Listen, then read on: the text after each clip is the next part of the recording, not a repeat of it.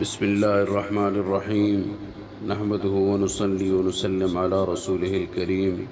ایک بیوہ کا عجیب قصہ۔ اگر بیوہ عورت بچوں کی تربیت کی خاطر دوسرا نکاح نہ کرے تو باقی پوری زندگی اسے خدا کے راستے میں غازی بن کر زندگی گزارنے کا ثواب عطا کیا جاتا ہے۔ ایک واقعہ سنیے اور دل کے کانوں سے سنیے۔ حضرت حسن بصری کا دور ہے۔ آپ کی ایک شاگرد، وہ جو باقاعدہ آپ کا درس سننے کے لیے آیا کرتی تھی، اس کا ایک بیٹا تھا۔ خاوند کا اچھا کاروبار تھا۔ یہ عبادت گزار خاتون تھی، باقاعدہ درس سنتی اور نیکی پر زندگی گزارتی تھی۔ اس بیچاری کا جوانی میں خاوند چل بسا۔ اس نے دل میں سوچا کہ ایک بیٹا ہے، اگر میں دوسرا نکاح کر لوں گی تو مجھے خاوند تو مل جائے گا، مگر بچے کی زندگی برباد ہو جائے گی۔ پتہ نہیں وہ اس کے ساتھ کیا سلوک کرے گا۔ اب وہ جوان ہونے کے قریب ہے، یہی میرا سہارا ہی صحیح۔ لہٰذا یہ سوچ کر ماں نے جذبات کی قربانی دے دی۔ ایسی عورت کے لیے حدیث پاک میں آتا ہے جو اس طرح سے اگلی شادی نہ کرے اور بچوں کی تربیت اور حفاظت کے لیے اس طرح زندگی گزارے تو باقی پوری زندگی اس کو غازی بن کر زندگی گزارنے کا ثواب دیا جاتا ہے، کیونکہ وہ جہاد کر رہی ہے اپنے نفس کے خلاف۔ وہ ماں گھر میں بچے کا پورا خیال رکھتی تھی، لیکن یہ بچہ جب گھر سے باہر نکل جاتا تو ماں سے نگرانی نہ ہو پاتی۔ اب اس کے پاس مال کی بھی کمی نہیں تھی، اٹھتی ہوئی جوانی بھی تھی۔ یہ جوانی دیوانی اور مستانی ہوتی ہے، چنانچہ وہ بچہ بری صحبت میں گرفتار ہو گیا، شباب اور شراب کے کاموں میں مصروف ہو گیا۔ ماں برابر سمجھاتی رہی، لیکن بچے پر کچھ بھی اثر نہ ہوتا۔ وہ اس کو حسن بصری رحمۃ اللہ تعالیٰ علیہ کے پاس لایا کرتی تھی۔ آپ بھی اسے گھنٹوں سمجھاتے، لیکن اس کی نیکی کی طرف دھیان بالکل نہیں جاتا تھا۔ کبھی کبھی ماں سے ملنے آتا، ماں پھر سمجھاتی، پھر اس کو حضرت کی خدمت میں لے کر جاتی اور دعائیں بھی اس کو دی جاتی، مگر اس کی کانوں پر جوں تک نہ رینگتی۔ حضرت کے دل میں یہ بات آئی کہ شاید اب اس کا دل پتھر بن چکا ہے، مہر لگ چکی ہے۔ ماں تو بہرحال ماں ہوتی ہے، وہ تو بچوں کو تنہائی میں نہیں چھوڑ سکتی۔ اب ایسا ہوا کہ گناہوں کی کثرت نے اسے بیمار کر دیا۔ ڈاکٹروں نے بھی لا علاج بتلا دیا۔ اب اٹھنے کی بھی سکت نہیں رہی۔ وہ بستر پر پڑ گیا، اتنا کمزور ہو گیا کہ اب اس کو آخرت کا سفر سامنے نظر آنے لگا۔ ماں پھر اس کے پاس بیٹھی ہوئی محبت سے سمجھا رہی ہے، میرے بیٹے، اب تو نے جو زندگی کا حشر کر لیا وہ تو کر لیا، اب بھی وقت ہے کہ تو معافی مانگ لے، توبہ کر لے، اللہ گناہوں کو معاف کرنے والا ہے۔ جب ماں نے پیار بھرے محبت سے سمجھا دیا، اس کے دل میں کچھ اثر ہوا۔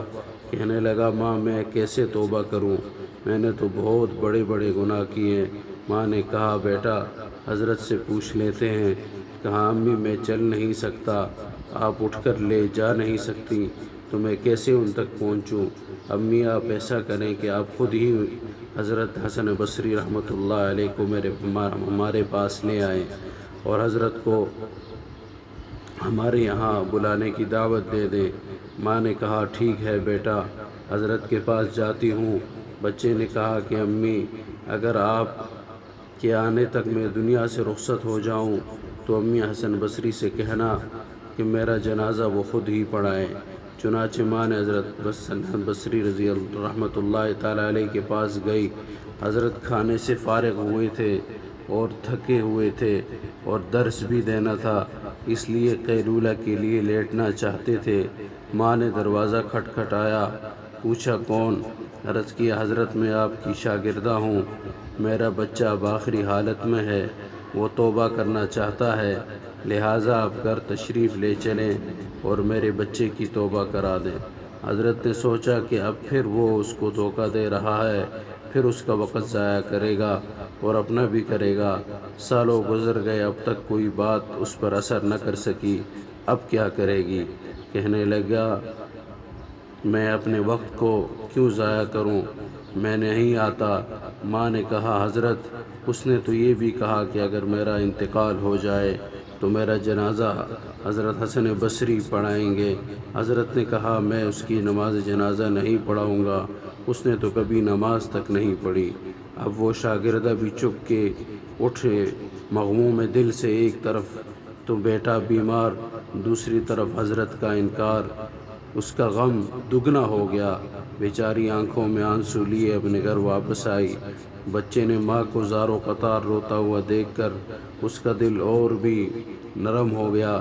کہنے لگا امی آپ کیوں اتنا زار و قطار رو رہی ہو؟ ماں نے کہا بیٹا ایک تیری یہ حالت ہے، دوسری طرف حضرت نے تیرے پاس آنے سے انکار کر دیا، تو اتنا برا کیوں ہے کہ وہ تیرے جنازے کی نماز بھی پڑھانا نہیں چاہتے۔ جب یہ بات بچے نے سنی تو اس کے دل پر اور چوٹ لگ گئی، اس کے دل پر مزید صدمہ ہوا۔ کہنے لگا امی مجھے مشکل سے سانسیں آ رہی ہیں، ایسا نہ ہو میری سانس اکھڑ جانے والی ہو، لہٰذا میری ایک وصیت سن لیجئے۔ ماں نے پوچھا بیٹا وہ کیا ہے؟ عجیب وصیت؟ کہا امی میری وصیت یہ ہے کہ جب میری جان نکل جائے تو سب سے پہلے اپنا دوپٹہ میرے گلے میں ڈالنا، میری لاش کو کتے کی طرح صحن میں گھسیٹنا، جس طرح مرے ہوئے کتے کی لاش کو گھسیٹا جاتا ہے۔ ماں نے پوچھا بیٹا وہ کیوں؟ کہا امی اس لیے کہ دنیا والوں کو پتہ چل جائے کہ جو اپنے رب کا نافرمان ہوتا ہے اور ماں باپ کا نافرمان ہوتا ہے اس کا انجام یہی ہوا کرتا ہے۔ اور امی مجھے قبرستان میں دفن نہ کرنا۔ ماں نے کہا بیٹا تجھے قبرستان میں دفن کیوں نہ کروں؟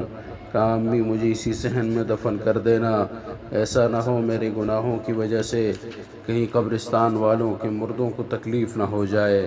اس وقت نوجوان نے ٹوٹے دل سے عاجزی کی یہ بات کہی تو پروردگار کو اس کی یہ بات اچھی لگی۔ روح تو قبض ہو گئی، ابھی روح نکل ہی رہی تھی اور ماں اس کی آنکھیں بند کر رہی تھی کہ باہر سے دروازہ کھٹکھٹایا جاتا ہے۔ عورت نے اندر سے پوچھا کون ہے؟ جواب دیا حسن بصری ہوں۔ کہا حضرت آپ کیسے؟ فرمایا جب میں نے تمہیں جواب دے دیا میں سو گیا، خواب میں اللہ رب العزت کی زیارت نصیب ہو گئی۔ پروردگار نے فرمایا حسن بصری تو میرا کیسا ولی ہے، میرے ایک ولی کا جنازہ پڑھنے سے انکار کرتا ہے۔ میں سمجھ گیا کہ اللہ نے تیرے بیٹا کی توبہ قبول کر لی، تیرے بچے کی نماز جنازہ پڑھنے کے لیے حسن بصری آج کھڑا ہے۔ پیارے اللہ جب تو اتنا کریم ہے کہ مرنے سے چند لمحے پہلے اگر کوئی بندہ شرمندہ ہوتا ہے تو اس کی زندگی بھر کے گناہوں کو معاف کر دیتا ہے، تو میرے مالک آج ہم تیرے گھر میں بیٹھے ہوئے، آج ہم اپنے جرم کی اقرار کرتے ہیں اور اپنے جرم کی معافی مانگتے ہیں، اپنی خطاؤں کی معافی مانگتے ہیں۔ میرے مالک ہم اقراری مجرم ہیں، ہم اپنے گناہوں کا اعتراف کرتے ہیں۔ اے اللہ ہم جھوٹ نہیں بول سکتے، ہماری حقیقت تیرے سامنے کھلی ہوئی ہے۔ میرے مولا ہمارے گناہوں کو معاف فرما دے، ہم سے تو دھوپ کی گرمی برداشت نہیں ہوتی، اے اللہ جہنم کی گرمی کہاں سے برداشت ہوگی؟ اے پروردگار عالم ہماری توبہ قبول کر لے اور باقی زندگی ایمانی، اسلامی اور قرآنی بسر کرنے کی توفیق نصیب کر دے۔ وآخر دعوانا الحمد للہ رب العالمین۔